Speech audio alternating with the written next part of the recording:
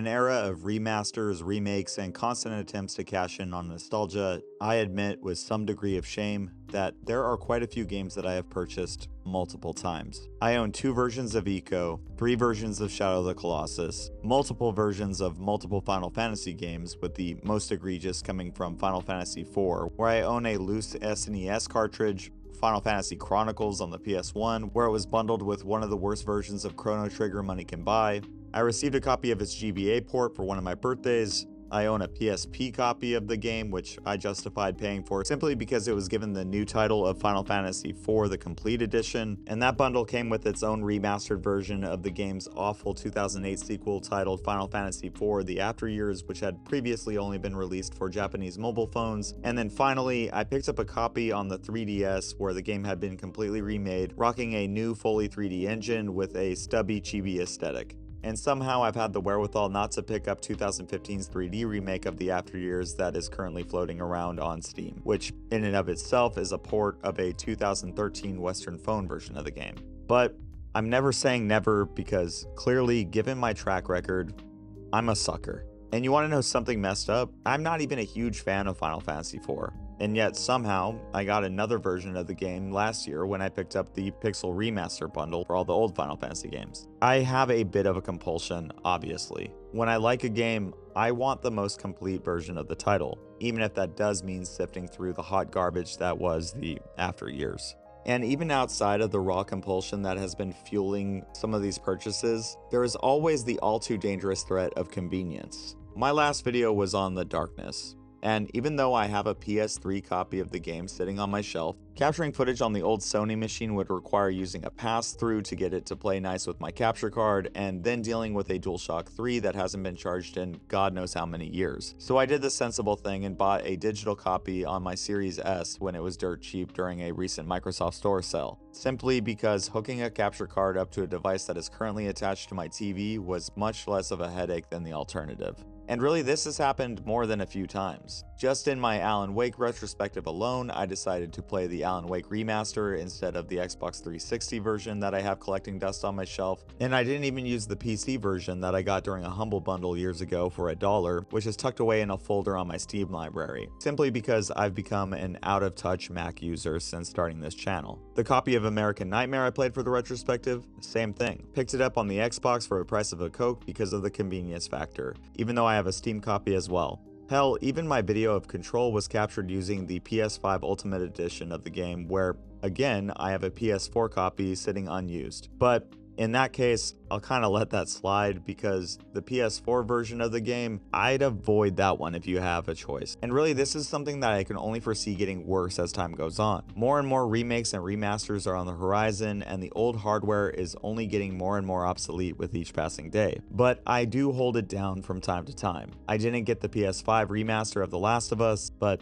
admittedly, that was because I had already bought the PS4 remaster, and that thing still runs on the PS5. So, you know, all victories. And if you are a fan of this channel, or at the very least are aware of the term hauntology, this constant regurgitation of the past is exactly the kind of thing that really grosses me out about my preferred art form on some instinctual level, especially when I have to reconcile with the fact that I am no better than a Wall-E-style consumer when I'm absentmindedly paying for yet another new version of an old game that I used to play. And with the games market being largely digital in our current era, it has never been easier to simply click purchase and forget about it, even if what you are paying for today amounts to more or less a temporary license than anything. But that's a topic for another video. This is the phenomenon that I was mentioning when I chose the name for this channel. And it is the Steam, Sony, and Microsoft marketplaces that put the digital into digital hauntology. And if you'd like to do a deeper dive on that concept, check out the video that I did on the liminal space and hauntology of Five Nights at Freddy's Security Breach. That video is far more about these kinds of topics than the game itself, and more about how those topics feed into the game's environment and what have you. But really, this video is not about that kind of doom and gloom surrounding the intersection of art and commerce. Instead, this video is about a game that I have admittedly purchased 3 times over the years, and a game that I have been happy to pay for each one of those times that I got a shiny new version of the title. And that game is, of course, Beyond Good and Evil. In a lot of ways, Beyond Good and Evil is the perfect candidate for remaster and re-release. Back before Ubisoft became the Assassin's Creed and Far Cry factory, the publisher and development house operated from fairly humble beginnings. And while they eventually made some shrewd business moves such as acquiring the Tom Clancy license, launching arguably one of the best reimaginings of a beloved franchise that the industry has ever seen with the incredible Prince of Persia: The Sands of Time trilogy, or even handling the publishing rights over here in the US for Ape Escape 2 of all things, I mean, this was a Sony Japan first party game and somehow the French publisher handled the distribution. I mean, right on. But before all of that, if there was one franchise that really helped Ubisoft go from just another mid-tier company in a hyper-competitive industry to a company that could scale up to where it is now, everything changed for the publisher with the release of Rayman. Released back in 1995 for the Saturn, PlayStation, and even the Atari Jaguar of all things, Rayman emerged as the first big commercial hit for Ubisoft. And this was a big deal for the company as the beautifully rendered 2D side-scroller not only sold well on an international level, as its ports and localizations spread across the globe, but suddenly Ubisoft had something of a mascot on their hands. And as the ports, sequels, and eventual spin-offs continued to roll out, Ubisoft kind of became the house that Rayman built. And at the center of this franchise's success was lead designer Michel Ancel. Having started his career in 1989 with some of Ubisoft's earlier games like The Intruder, Brain Blasters, and Pick and Pile as a graphics programmer, Michel Ancel eventually pitched the original concept for the mascot platformer. And ever since, Ancel has been a force within the company, stepping up to direct the sequel, 1999's Rayman 2: The Great Escape, and eventually the stellar adaptation of 2005's King Kong movie directed by Peter Jackson. And quality notwithstanding, the French director is responsible for the Rabbids spin-off games, spawning a scourge of party games that printed money for the flooded market of Wii shovelware. And I'm just gonna say this, considering that the Rabbids initially came out back in 2006, I've always looked at these hyperactive mascots as something of a precursor to what would eventually plague children's entertainment for the last 14 years now with the release of 2010's Despicable Me. If you've never made the connection, the Rabbids were proto-minions, and I blame Michel Ancel for everything. But considering how the last few years have gone for this once legendary designer, I'd say he only has himself to blame, and I think that his fate was originally sealed when he decided to unleash this pox upon the world. All that said though, there was one brief moment in Ancel's career where a brighter future seemed well within everyone's grasp.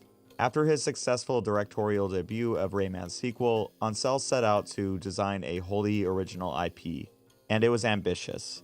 The director and a small team of 30 Ubisoft employees with the blessing of then and current CEO Yves Guillemot set out with a grand vision. Create a game that could pack an entire universe onto a single disc, complete with mountains, oceans, towns, nearby planets, and a whole host of different peoples, cultures, and even wildlife to pad it out. A fully realized digital world where the player could be the explorer. A world where boundaries seen in previous games were erased, and one where the audience could fully lose themselves in this unique world. And with this vision, work began in earnest on what was then called Project bg&e. And as you can imagine, with a scope like this, during a dev cycle of 1999 to 2003, of course, complications were going to arise. The dream was too big, and reality began to set in on the project. Concepts were cut down, the scope was reeled in, what began as far more of an open world structure was forced onto rails to become more linear, and systems were simplified. And when the game made its original debut during showings at 2002's E3, the feedback was underwhelming to just bad.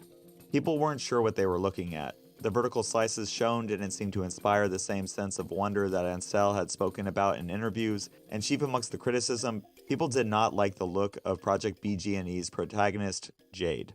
Ancel stated in multiple interviews that his wife Alexandra, who also worked on Project bg&e, was instrumental in designing the female lead, with Tyrone Miller, the PR manager of bg&e, stating on record that there was a rumor within the studio that Ancel's wife was the inspiration behind the character all along. But in the initial showing, gamers and critics alike complained that she looked too young, too small, and too inexperienced to be the lead in this adventure title. And between the 2002 showing and the final release of Beyond Good and Evil on November 11th, 2003, many changes were made to the game. First, Jade's appearance had been retooled drastically, opting for a more down-to-business look, and the whole game was remixed and retooled into the final product's smaller scope, with Ansel stating that the team was demoralized by the final product, stating that the game felt more like a sequel to what they had originally envisioned, more than just a simple reworking.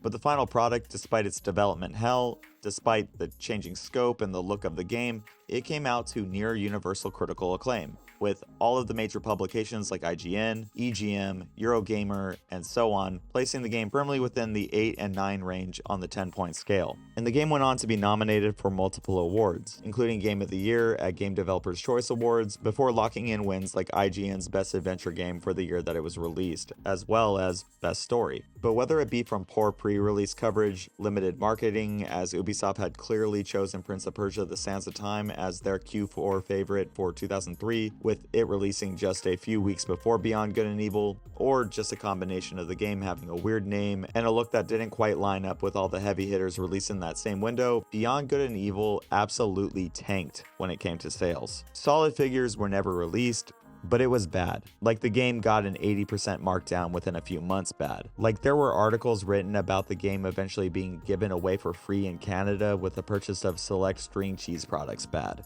But somehow, over the years, Ubisoft has always been supportive of one of their most creative bombs. Cameos in other Ubisoft games, the now 2 remasters, and of course, the random sequel teaser that seems to pop up from time to time with radical redesigns every few years before disappearing back into obscurity. And now in today's era, with Ansel leaving Ubisoft amid allegations of misconduct and toxic behavior, it looks like whatever work that had been completed on this proposed sequel, now 2 decades in the making, is somehow in even greater jeopardy of never seeing the light of day. But somehow, in spite of all of this doom and gloom surrounding Beyond Good and Evil, there is still a rabid fan base. A group of gamers that decided to give this little game a chance, either back in 2003 or when they played it for the first time with 2011's Beyond Good and Evil HD, released for the PS3 and 360. And Jesus Christ, the first remaster itself is over a decade old at this point. I'm getting so old.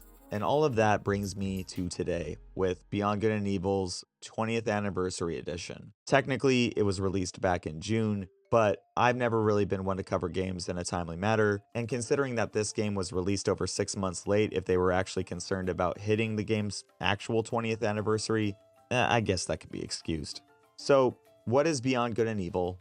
And more specifically, what is this 20th Anniversary Edition bringing to the table that justifies yet another purchase from this game's cult fanbase? First things first. Within moments of being introduced to this title, the principal characters, setting, and even conflict are laid bare. We are given a crash course on the planet Hillis where this game takes place, introduced to the concept of an ongoing alien invasion by the Doms, more on them a bit later, the Alpha Sections, which is a mercenary group that has been tasked with keeping the Doms at bay, and with their black armor and advanced military hardware, we're clearly not supposed to be able to clock them as fascist authoritarians immediately. And then we learn firsthand on how the media coverage spreads the news of this ongoing threat to the world of Hillis at large. In Beyond Good and Evil, we play as Jade, a young woman who runs something of an orphanage from an old isolated lighthouse. And our story begins when the Dom's invasion comes right to her doorstep. One minute, Jade is practicing some sort of Tai Chi with one of her foster kids, only to have to run for the hills when strange meteors come crashing down onto her lighthouse.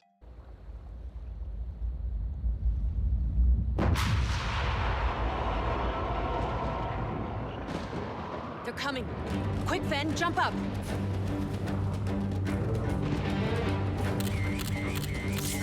And in an almost throwaway line of dialogue, we are introduced to Jade's social status within this world's economy, as energy for a potentially life-saving shield is denied when Jade's account is shown to be 350 units short. And more on that later, but eagle-eyed players will be able to piece together that this amount of money here, it equals to about what the average person could spend on one order at Taco Bell. With the shield down, what was originally shown as a meteor shower turns out to be a squad of bizarre alien lifeforms that set out to kidnap the children of the lighthouse. Jade rushes in, we learn the basics of combat, actually We learn all of the combat because this game is pretty simple. Mash square towards the enemy that you're fighting. There's a charge up attack. And if you go from targeting one enemy to another one directly behind you, Jade will do this cool little backflip thing. But that's about it. But despite Jade's best efforts, things go south. Jade is captured, and then we are introduced to our second main character, Paige. Hang on, Jade! I'm coming!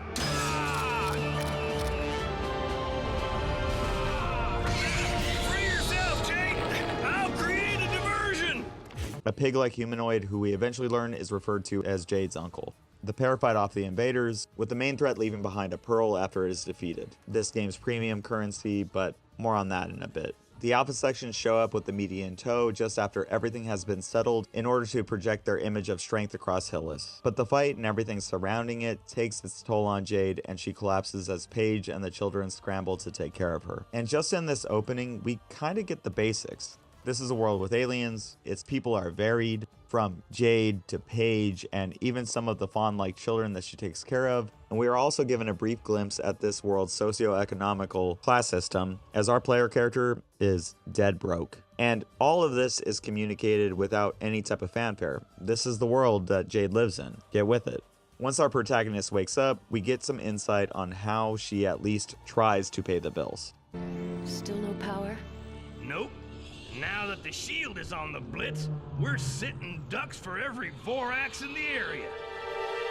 What a pessimisto! Your faithful servant, Segundo, has found the answer to your money problemo.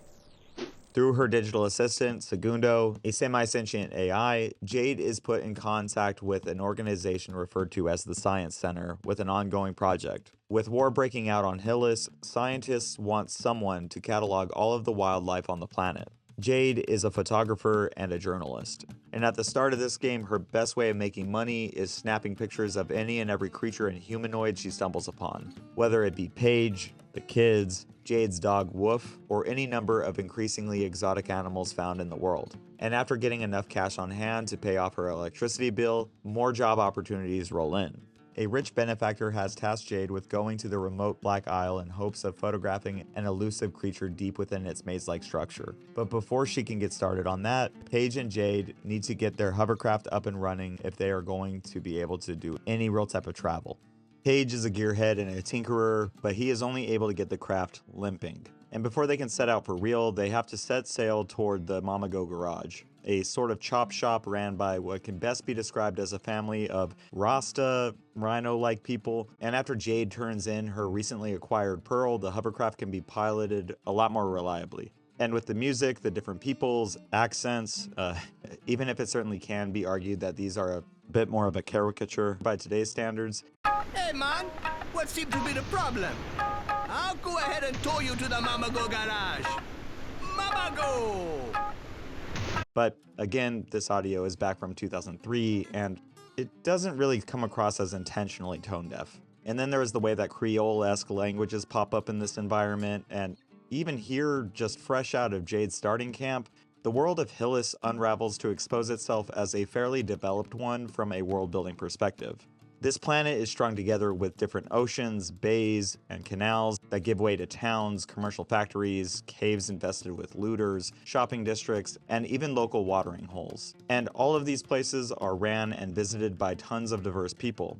Each location has healthy mixes of both diegetic and scored soundscapes, and even the written language that can be seen on the signage sells the illusion that this world is fully thought out and inhabited by people with their own set of cultures and histories. And looking in any direction will often reward the player with more world building, as new creatures can be found interacting with the ecosystem in realistic ways. And even looking upward into the skybox comes with its own realization when you notice that Jade's camera can identify the celestial bodies and constellations of far-off systems. If there is a defining feature of Beyond Good and Evil, this is it. True to the original vision, Hillis at the very least sells the illusion of a fully developed planet and even solar system to a lesser extent, packed onto a single disc. Everything is teeming with life, and this illusion only compounds upon itself as the game unfolds. With their recently fixed hovercraft, our pair of main characters sets out to the Black Isle, even if Paige is wary. But Jade is focused on raising the funds to keep the kids safe. Mr. de Castellac is waiting for Jade once they dock at the Isle, but he hangs back in his hover limo while he lets his driver break down the situation to Jade. The Dom's invasion is bigger than the people of Hillis know, and the Alpha sections are keeping it under wraps, and this Mr. de Castellac needs someone, in this case Jade, to go deep into the caverns of Black Isle to take a picture of one of the Dom's monsters that has been taking up residence on this island. And this first dungeon is extremely basic, but it does act as something of a tutorial and a preview of things to come and how this game functions going forward. At its core, if there is one game that Beyond Good and Evil shares the vast majority of its DNA with, it is The Legend of Zelda: The Wind Waker. Released almost a year after Wind Waker, Beyond Good and Evil is a PlayStation 2 era adventure game through and through. You progress through the world through dungeons, beat bosses, secure upgrades, and most importantly, in its comparison to Wind Waker, seafaring and upgrades to your traversal play directly into the critical path and side diversions. Here in the Black Isle, we are introduced to barricades that require upgrades to Paige's kit, like a giant wrench, and this upgrade allows Paige to cut through small grates in the environment. Here, I'll leave this to the expert. Wow! A Bronco D53, equipped with cutting hammer. Oh, that's for me.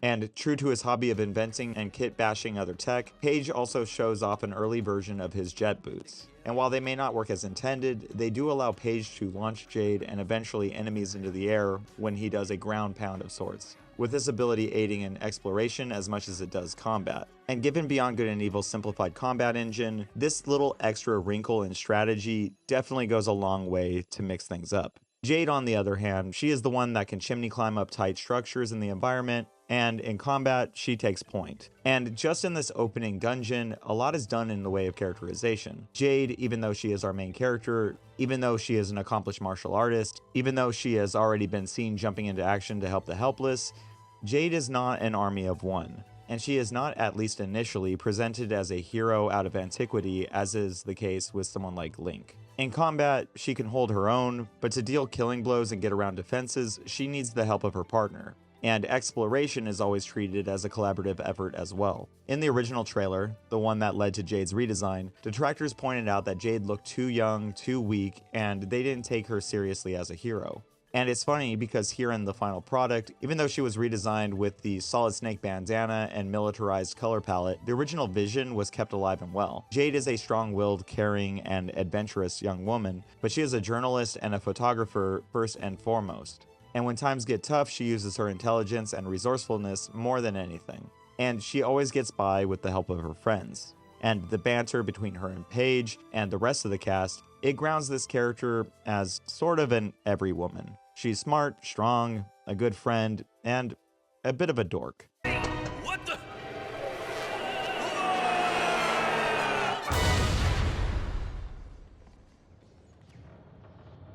And there you have it. Cool. And Paige, he's world-weary, a bit scatterbrained, kind of crude, but overall, he's the man. And the banter between these two always shows exactly that. Good day, ma'am. Candygram. The dungeon gives way to a boss fight once the Dom's monster turns out to be more of a threat than initially thought. And again, the Zelda influences are felt. The Z-targeting-esque camera, overall cinematic nature of the fight, and then the way that this game requires the use of mechanics that have been reinforced throughout the dungeon, and how the bosses act as something of a mechanics exam, complete with the rule of threes. Yeah, man. This is just Zelda. But holy hell, this fight is a visual showcase. The way that this creature, the Petrolemax, moves with its bizarre undulations and the way that it dives into the rock beneath you, it's incredible even by today's standards. And then there is always this extra tension in just about every fight like this when you remember, oh shit, I need to get a picture of this monster for the Science Center mid-fight. Once you've cleared the dungeon, Mr. de Castellac is revealed to have been a smokescreen. Instead, the driver was the main contact all along. Congratulations, Miss Jade, you have. Hold it. I got a bone to pick with your boss. Mr. de Castellac never really existed. I think I owe you some explanations, Miss Jade.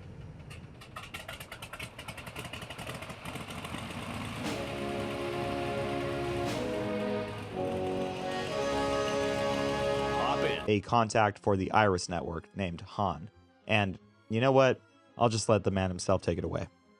Miss Jade, you have brilliantly succeeded your situation test. Situation test? Yes. Please forgive this. My name is Han. I'm a member of the Iris Network. The Iris Network? The rebel organization? Yes, the rebellion. Fighting against a threat that no one knows exists. If nothing is done, the entire population will be destroyed. With the help of the Alpha sections, we can push back the DOMs. The Alpha sections are not exactly what you believe them to be. They capture 10 people for every one that they save. The Alpha sections have been defending us for years. They take care of the wounded, push back the DOMs attacks. That's exactly how they cloud your suspicions and gain your confidence. They suck the lifeblood out of our planet exactly as they've done to hundreds of others. The Hylian government didn't have the time to react. They were completely overtaken. But we can stop the Alpha sections. And how exactly do you propose we do that? They are completely aware that an uprising of the population would spell catastrophe.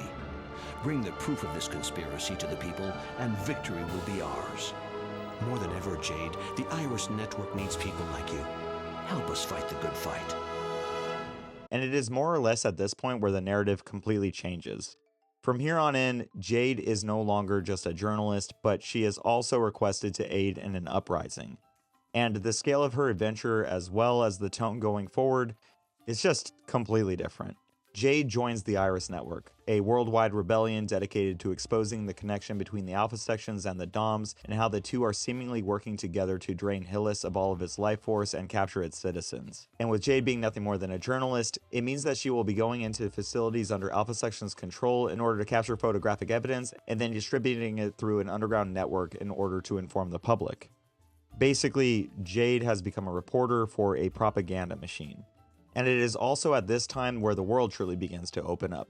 Impromptu DOMs attacks, environmental puzzles that give way to secret caches, characters with side missions, hovercraft races that become far more interesting as you upgrade your vehicle, bars with recreational games like this weird air hockey analog, a black market that supports the Iris Network, and all sorts of little nooks and crannies that can be explored in order to upgrade your character and in order to continue your mission of cataloging all of the world's wildlife. And every single one of these diversions just plays directly into the other. As you attempt to tackle Iris Network missions, obstacles in the environment require upgrades to your hovercraft. Whether it be cannons to neutralize flying enemies with ease, or a jump kit that allows for you to hop over laser fences. But even as you make your way through the critical path, if you take a slight diversion, you'll find optional caves or looters' caverns where more pearls can be obtained, more creatures can be found, and even taking pictures rewards you with a zoom lens and additional currency. Obviously, Ubisoft has gone on to basically codify the modern open world structure of games, with its climbable towers, side missions, and nearly endless amounts of map pollution. But here back in 2003's Beyond Good and Evil,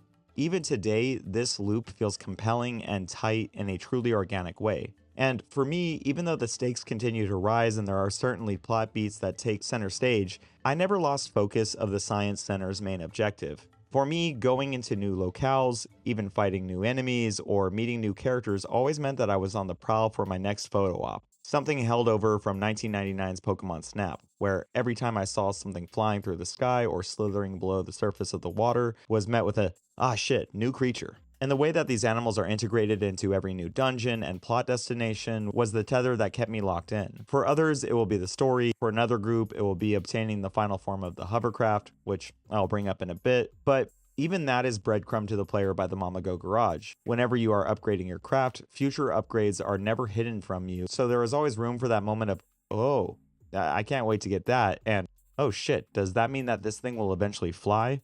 And then for completionists like myself, who will scour every corner of the map and complete every side objective as soon as they are made available, I mean, yes, I am usually the type of player that one-shots the final boss in JRPGs because I've done all the side shit. Even a player like me, I was always amazed at how this game gated everything just right, where breaking the game was just out of reach, but also how certain critical path rewards basically offered up some level of a catch-up mechanic for players that were not looking to tick off every little thing that this game had to offer.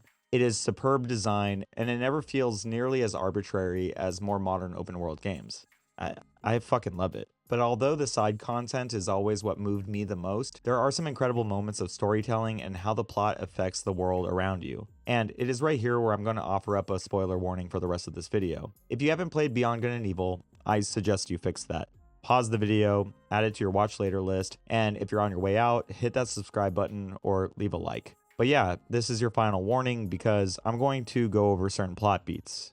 During your first real mission for the Iris Network, Paige is captured in a brutal subversion of this game's mechanics. By this point, it is commonplace for Jade and her uncle to split up, with Jade requiring Paige's help for a boost to reach higher ground. And while exploring the Neutrophils factory, a pharmaceutical building which is being used as a cover for Dom's and Alpha Section's operations, Jade finds herself separated from Paige only to hear him yell out when he gets jumped by security. And in a fairly brutal scene, considering how lighthearted a lot of this adventure was up until this moment, Paige is captured and his fate is left largely unknown for the rest of the game. Hey, you fraggle shit! Ow!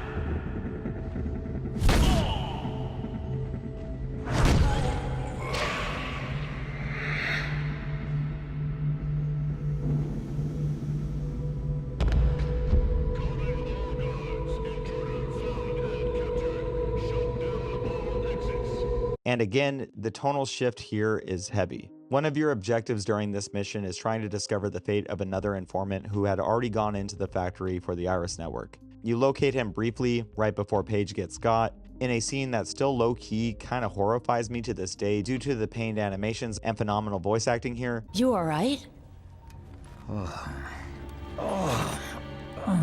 They turned my brain to jelly. But right after finding the agent, you lose track of him in spectacular fashion, and then Paige gets got. And now Jade is alone. And from here on, stealth is the name of the game. She's outgunned, outnumbered, and she doesn't have her partner there to even the odds or lighten the mood by chiming in from time to time. And the stealth here, it's fine. You crouch, dive over tripwires, which even today is accompanied by a gorgeous animation. In fact, most of this game is beautifully animated. You observe your surroundings, and given the opportunity, you can take out certain goons with a well-timed kick to their glowing weak spot and auxiliary oxygen supply. But what makes the stealth here a little bit of an issue is just how the alert system works. This is not Metal Gear Solid with its vision cones. This is old school binary line of sight stuff. The enemies either see you or they don't. And once you've broken that line of sight, there is a caution phase to stealth, but then things just kind of default back to the way that they were before if you were able to survive that. And then there's the fact that entering and leaving a room just resets enemy placement. And so, at least for me, even back in 2003, I recognized that there were a couple ways of going about these sections. You can slowly make your way through the nearly scripted path, or you can abuse how the room loads and just pick off enemies one at a time before they ever notice what is going on, as their alert phase goes back to neutral as soon as you scram. During this mission, Jade also receives a projectile weapon of sorts, a kind of wrist-mounted disc launcher, which is just some real KGB type of shit, and it plays into puzzle solving and some specific combat encounters, but this thing can be used to further abuse stealth mechanics from a distance. And it's here that I have to say, the stealth mechanics are fine, and I have kind of a hard time criticizing the game because I've clearly chosen to break sections of it. But back to the plot, eventually you join up with the Iris informant Double H after securing your pictures and searching for Paige, and he effectively replaces your uncle as your main companion for the rest of the game. He's a little bit more business-oriented, a little less charming, and a little addled. But in combat, he helps out immensely, and he's not without his charm. And due to a misunderstanding when you initially meet him, he refers to Jade by the wrong name for the rest of his time with her. Are you Double H? Not sure. Does the iris mean anything to you? Listen here, Miss Thyrus. Jade. My name is Jade. I owe you my life. Hence, you can count on me, Miss Thyrus. Jade. But even though Paige loses out on screen time from this point on, his impact is felt throughout the rest of the runtime. And in one particularly touching scene where Jade finds all of her uncle's belongings after he's been captured, their relationship is reinforced in a super effective way. After finding Double H, Jade must carry forward with her mission, now fueled by her desire to save her uncle. She learns the truth about the Doms and the Alpha sections. The two are working together, with the mercenaries and the aliens developing some sort of gnarly symbiotic relationship. And finally, we see how this threat has been kidnapping the citizens of Hillis and shipping them off to some nefarious end. After securing all of the evidence, Jade and Double H escape the hellscape and return to the Iris Network's headquarters. Shortly after, we see how the rebellion takes the pictures that Jade has taken, packages them, and distributes them amongst the public.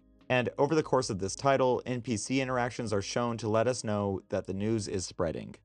Beyond Good and Evil is a pretty short game. Even a 100% playthrough probably comes in just over 10 hours long. And after this initial mission, you've put a considerable dent into its runtime. Really, outside of the side diversions and smaller plot beats, there are just 2 more major dungeons. One that takes place in a slaughterhouse where we eventually learn that the captured Hylians are being sent off to its nearby moon, and then the final dungeon that is on the moon itself. But as Jade's mission gains steam, eventually she finds herself in the opposition's crosshairs, and everything is taken away from her. Her home is destroyed, her adopted family captured, her uncle missing, and hope is all but lost. And it is here where there is a moment that has resonated with me throughout the years, and where I think Jade endeared herself to the people who gave this game a chance. Devastated by all that has happened, Jade all but gives up, sitting in her destroyed home, talking to her dog, but in reality, she lays everything out there that she's been contending with. And it just hits. Poor Wolf. I know how you are. You tried to help them. You told yourself that you wouldn't let them come to any harm. That you'd be there to protect them. I know, boy. But that isn't what actually happened. The kids are gone. And you couldn't do anything. You're here, alive and well. Who do you think you are? Did you think you'd actually be able to make a difference? Well, Wolf, you were wrong, boy. Completely and utterly wrong. The voice acting from Jodie Forrest is just bleak. The writing is pitch perfect, and then when everything is at its worst, Double H comes back to check up on his broken partner, only to find that she is now pushing herself forward.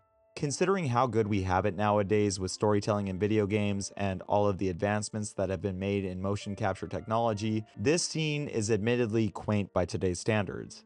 But back when this was released, this was incredible. So much emotion captured in such a short scene, and it really elevated Jade away from being just another lead character and instead made her the emotional center of the story. And while it is impossible to fully pull yourself away from nostalgia, I can say that every single time I've sat through this sequence, shit still hits hard. After Paige was captured, he left Jade with a final video message. And watching it more or less sets things in motion that allow for Jade to upgrade her hovercraft into its final form. First giving it the ability to take flight, and eventually allowing her to leave Hylis altogether, turning it into a spaceship. And although the application of these upgrades is limited, seriously, you can only enter one remote mini dungeon with this thing, and then using it as a spaceship is really the point of no return as you barrel towards this game's conclusion. Again, the illusion of a world much larger than it is comes into play, and the way that the hovercraft and the flight module play into each other by essentially breaking apart and joining together to fit your needs, it offers this temporary feeling of freedom that just lets you take in the entirety of this small world. And seriously, detaching the hovercraft from the flight unit in midair just to crash into the ocean below, I don't know, this shit never got old to me. I'll gloss over the way that this game wraps up in a second, but really, there is something that I want to say before I do that. When I write reviews like this, I'm often in a weird space as far as writing goes. I want to jump in and just start spewing out my unfiltered thoughts to anyone watching. But I recognize that some people are hearing about these games for the very first time with these videos. And I recognize that fans of these games may want a little refresher here and there. But sometimes I spend so much time in these videos talking about the story or explaining mechanics and design that I kind of fall into the realm of product description. And it is always my fear that I'm just not going in enough and explaining why I feel the way that I do about these titles. So here it goes. Beyond Good and Evil is special to me. The story, when looked at from a beat-by-beat perspective, is fairly simple.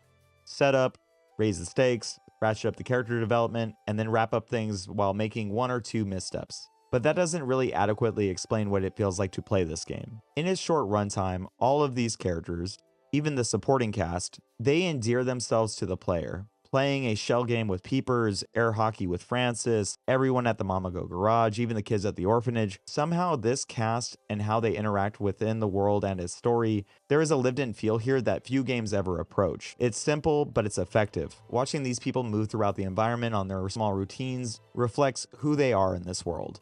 And when you take in the different races and ethnicities that you encounter, you get this real sense of a complete world at play. And then there are the small things, finding items in the world as objects placed in the environments, Instead of just glowing icons, even these pull so much more weight than they should. Early on, you find an item called a Starkos. A Starkos restores 1 heart of your energy. This little Crunchwrap Supreme looking food item that acts as a basic healing consumable. You can snag it, Jade can eat it. You can even stock up on them at little food stands and vending machines. And while it does appear to be a heavily marketed sort of grab and go meal, it sells the illusion that plays into the culture of this game's world. This is the kind of food that the Hylians eat. This or a box of K-Bups when they are feeling really hungry. A box of K-Bups. Then there is the whole scene with the shield at the lighthouse being shut down for 350 units. Seriously, that is the price of 2 Starkos, kind of selling the illusion that Jade had to make the choice between feeding the kids or keeping the power on. And with all of the advertising that is in the world and the way that the alpha sections seem to hoard valuables, you get the sense that the people are struggling while the protectors who are actually sucking the world dry are thriving. And then, I've mentioned this before, but the photography aspect of this game, some of these animals are elusive, with some of them requiring the player to solve little puzzles in order to get them to even appear. And again, this sells the illusion that these are real creatures running around. The hovercraft, the enemies, the technology, the recreational aspects of this game, everything just layers on until you're neck deep in a world that feels so authored. I just find it insane. And then there's the music composed by Christophe Herral that uses all sorts of different languages and folk instruments to the point where it approaches the world music genre.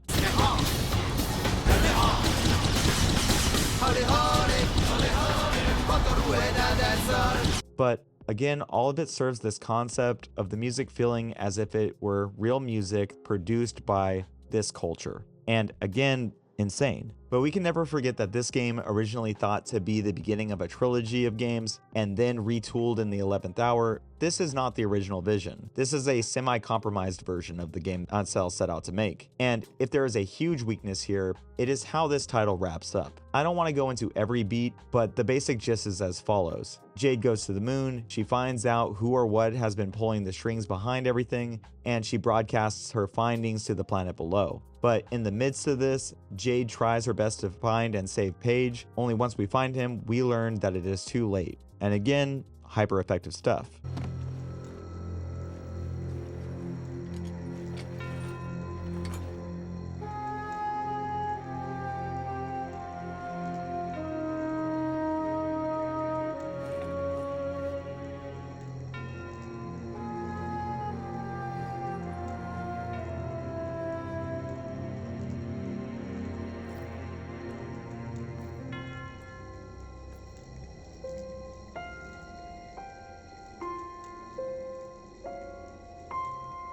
I'll come back for you.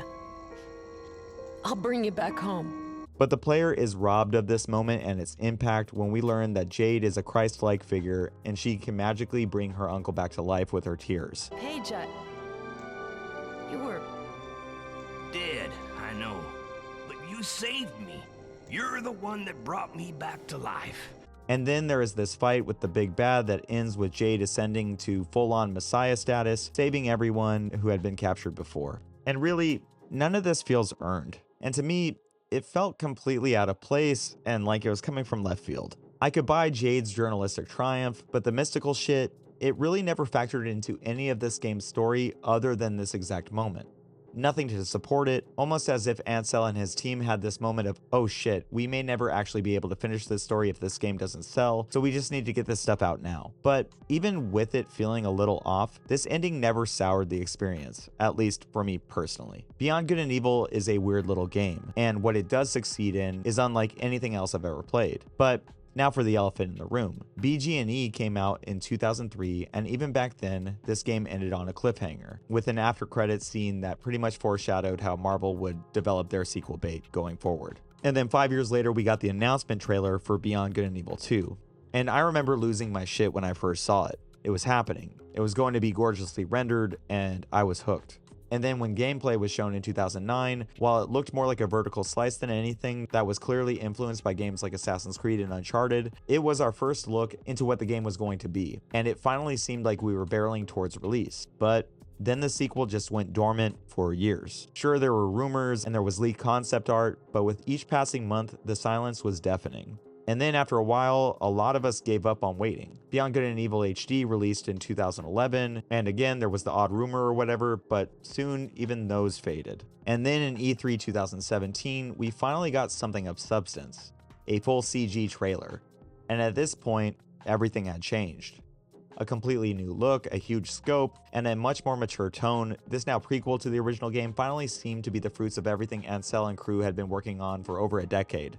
And then there was another trailer in 2018 which ratcheted up the scale, and then finally pre-alpha gameplay was shown in 2019. And although the reception was mixed, because this was obviously very early footage and the gameplay was completely unrecognizable from the first title, opting for a much larger, more modern Ubisoft open world design philosophy, some of us remaining fans still looked at this footage as proof that Beyond Good and Evil 2 was finally happening. But here we are now in 2024, and all we have to show for our now 20 years of patience is another coat of paint slathered onto this oddball classic. And for the die-hard fans, this version does contain some pretty cool Easter eggs and updates. Unlockable costumes, new little side missions, skins for your vehicles, and a bunch of behind-the-scenes looks at concept art and early test footage.